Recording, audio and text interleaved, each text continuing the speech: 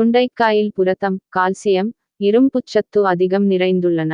இதனால் உடல் வளர்ச்சியில் முக்கிய பங்கு வகிக்கிறது.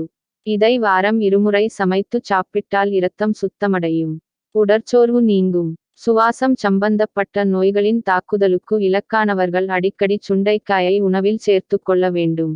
வயிற்றுக் கிருமிகள் உள்ளவர்கள் வாரம் 3 முறை சுண்டைக்காய் சாப்பிட்டு வந்தால் வயிற்றுக்கிருமி, மூலக்கிருமி போன்றவை அகலும்.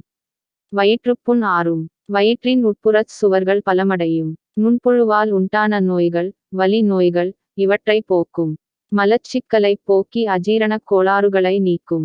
வயிற்றுப் புழுக்களை வெளியேற்றும். குடற்புண்களை ஆற்றும்.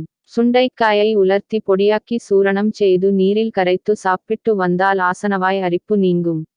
மலக்கிருமிகள் மற்றும் மூலக்கிருமிகள் அகலும். சுண்டைக்காயுடன் மிளகு, கறிவேப்பிலை சேர்த்து கஷாயம் செய்து சிறு குழந்தைகளுக்கு கொடுத்து வந்தால் மூலக்கிருமி, மலத்துவாரத்தில் பூச்சுக்கடி போன்றவை நீங்கும்.